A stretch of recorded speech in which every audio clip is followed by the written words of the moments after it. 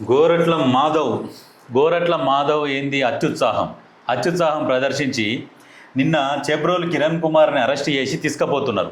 ఎందుకు తీసుకుపోతున్నారు కిరణ్ కుమార్ అంటే, కిరణ్ కుమారు మాజీ ముఖ్యమంత్రి జగన్మోహన్ రెడ్డి సతీమణి మీద అనుచిత వ్యాఖ్యలు చేసిండు. వాడు మామూలు మాటలు మాట్లాడలేదు, దూషణలు అంటే మామూలు మాటలు కాదు, చెప్పరాని మాటలు మాట్లాడినందుకు ఉన్న టీడీపీ ప్రభుత్వం కూడా అతన్ని అరెస్ట్ చేయించింది. కానీ అరెస్ట్ చేయించింది కానీ ఈ గోరంట్ల మాధవ్ AK-47 మాధవ్ గతంలో కూడా AK-47 చూపించిండు కొంతమందికి లేడీస్కు. అది కూడా ఉన్నది ఈయన మీద ఆరోపణ. ఈ మాధవ్ అత్యుత్సాహం ఎందుకు ప్రదర్శించిండంటే, జగన్ దృష్టిలో పడాలి, గతంలో టికెట్ ఇయ్యలే, ఏదో ఇక ఇప్పుడు పోలీసు కస్టడీలో ఉన్నోన్ని వాని మీద దాడి చేయడం కష్టమని ఈయనకు కూడా తెలుసు. ఈయన మాజీ సిఐ వాలంటీర్ రిటైర్ తీసుకొని రాజకీయాలకు వచ్చిండు. వాళ్ళ మీద చేయడం కష్టమని తెలిసి కూడా కావాలి న్యూస్ ఛానళ్ళల్లో పడాలి, నేను అందరి దృష్టిలో పడాలి, దృష్టిని ఆకర్షించాలన్న ఉద్దేశంతో SP ఆఫీసులో పోయి హంగామా చేసినట్ట. నాకు తెలిసి అన్నారు దెబ్బ పడ్డదేమో అన్నట్టు అన్నారు. తీసుకుపోయి అరెస్ట్ చేసి రాజమండ్రి జైలుకి పంపారు ఈయనను. వాస్తవానికి కిరణ్ మాట్లాడిన మాటలు ఏంటంటే, విపరీతమైన మాటలు మాట్లాడితే తెలుగుదేశం పార్టీ కూడా చాలా తెలివిగా చాకచక్యంగా అరెస్ట్ చేసింది. ఎందుకంటే గతంలో చంద్రబాబు నాయుడు సతీమణి మీద ఈ వల్లభనేని వంశీ కావచ్చు, కొడాలి నాని కావచ్చు, వీళ్ళు కూడా రకరకాలుగా దూషణలు చేసిరు. వైసీపీ వాళ్ళు చాలా మంది చేసినప్పుడు వైసీపీ యాక్షన్ తీసుకోలే, అప్పుడు సైలెంట్గా ఉంది. అప్పుడు తప్పు జగన్ కూడా వర్తిస్తుంది అప్పుడు, ఎందుకంటే ఆయన సైలెంట్గా ఉన్నందుకు. ఆ తప్పుని ఇప్పుడు చూపిస్తేందుకు టీడీపీ ఇప్పుడు ఈ కిరణ్ కుమార్ అనే వ్యక్తిని అరెస్ట్ చేసింది. ఎందుకంటే మీరు చెయ్యలే, మమ్మల్ని దూషించినప్పుడు మీరు అరెస్ట్ చేయలే, ఎలాంటి చర్యలు తీసుకోలే, మిమ్మల్ని దూషించినా మేము మా కార్యకర్తను కూడా చూడకుండా మేము అరెస్ట్ చేసి జైలుకి పంపించినాం అన్నది ఒకటి కాన్సెప్ట్.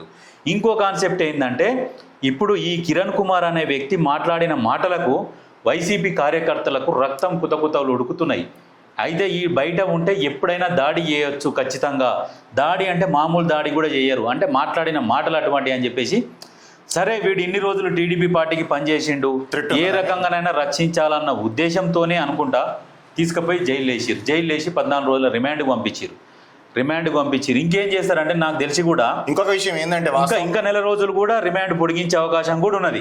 ఇంకొక విషయం ఏంటంటే సజ్జన్, వాస్తవానికి ఆ కిరణ్ అంటే ఆయనను అరెస్ట్ చేయకపోతే ప్రభుత్వం మీద విమర్శలు వచ్చే అవకాశాలు ఉంటాయి.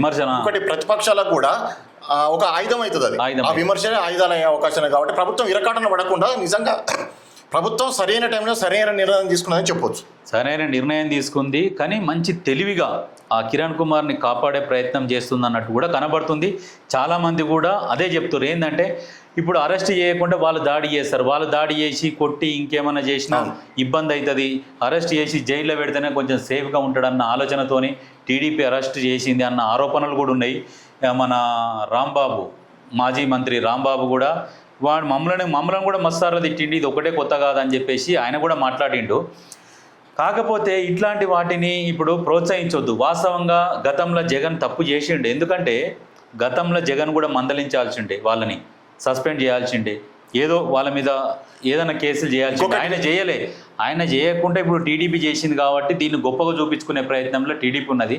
కాకపోతే సరే అరెస్ట్ చేసిరు, మంచి శుభపరిణామమే, కరెక్టే, మీరు అరెస్ట్ చేసిరు, మీరు చట్టాలని గౌరవిస్తున్నారు కాబట్టి ప్రతిపక్ష నాయకుని కూడా గౌరవం ఇస్తున్నట్టుగానే ఉన్నది. కాకపోతే ఏంది అని అంటే, కొంతమందిని కంట్రోల్లో పెట్టుకోవాల్సిన బాధ్యత కూడా ఉన్నది. ఎందుకంటే చాలామంది చాలా రకాలుగా పర్సనల్గా పోయి తిడుతున్నారు, ఆడపిల్లల్ని, వాళ్ళ ఇంటి ఫ్యామిలీ వాళ్ళని. నాయకులని డైరెక్ట్ తిట్టవచ్చు, మీరు నాయకులను తిట్టండి, వాళ్ళని డైరెక్ట్ మీ ఇష్టం ఉన్నట్టు తిట్టు, అంటే ఇష్టం ఉన్నట్టు అంటే కొన్ని విలువలని కొన్ని లైన్ దాటకుండా కొన్ని పద్ధతిలో విమర్శించాలి.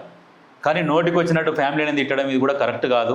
చంద్రబాబు నాయుడు కూడా తెలుసు కాబట్టి ఇట్లాంటి వీడిని అరెస్ట్ చేయించారు. ఇంకొక విషయం ఏంటంటే సజ్జన్, వాస్తవానికి ఏ కార్యకర్తనైనా, ఆయన వైఎస్ఆర్సీపీ కావచ్చు, తెలుగుదేశం కావచ్చు, నిజంగా అంత పెద్ద నాయకులపై, వాళ్ళ కుటుంబంలో ఉండే లేడీస్పై అనుచిత వ్యాఖ్యలు చేస్తూ ఇష్టం వచ్చినట్టు నోటుకు వదిలేస్తే అది మాట్లాడి అనవసరంగా మీరు జైలు పాలవుతూ ఉన్నారు, మీ మీద కేసులు అవుతూ ఉన్నాయి, మీకు వ్యక్తిగతంగా వచ్చిన లాభం ఏం లేదు.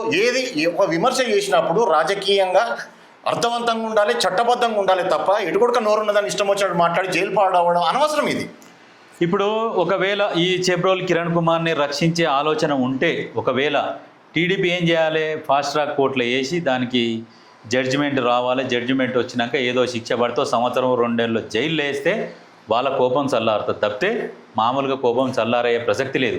ఎందుకంటే ఆ స్థాయి నాయకుడు కూడా కాదు, జగన్ని విమర్శించేంత స్థాయి నాయకుడు కూడా కాదు. సరే ఆ స్థాయి నాయకుడు విమర్శించిండు అంటే దానికి తగినట్టుగా మళ్ళీ ప్రతి విమర్శ ఉంటుంది, ఓకే. కానీ ఆ స్థాయి నాయకుడు కాకుండా కూడా అట్లా విమర్శించడం కరెక్ట్ కాదు. ఒకసారి ఆలోచించి. కానీ ఏది ఏమైనా నిజంగా ఇప్పుడున్న ఆంధ్రప్రదేశ్ ప్రభుత్వం మాత్రం సరైన టైంలో సరైన నిర్ణయం తీసుకున్నది అయితే చెప్పొచ్చు. ఏ వ్యక్తులు కానీ ఇట్లా నోటికి వచ్చినట్టు మాట్లాడకుండా మాత్రం ప్రభుత్వం నిక్కచ్చితంగా వ్యవస్థిందని చెప్పొచ్చు. ఇంకొకటి ఏంటంటే ఈ మాధవ్ ఎందుకు పోయినట్టు అసలు ఆ ఇష్యూలో ఇంత తెలియకలోడు అని చెప్తున్నానే. ఏ తెలికల్లుడు కాదు పాడు కాదు, కానీ ఏదో ఇక వైఎస్ జగన్ మరణాలు పొందాలి, నెక్స్ట్ అయినా కనీసం మనకు సీట్ ఇస్తారు అన్న ఉద్దేశంతో పోతున్నాడు. మన సీట్ ఇయ్యలేనట్టు కదా, ఇయ్యలేదు ఇయ్యలే కాబట్టి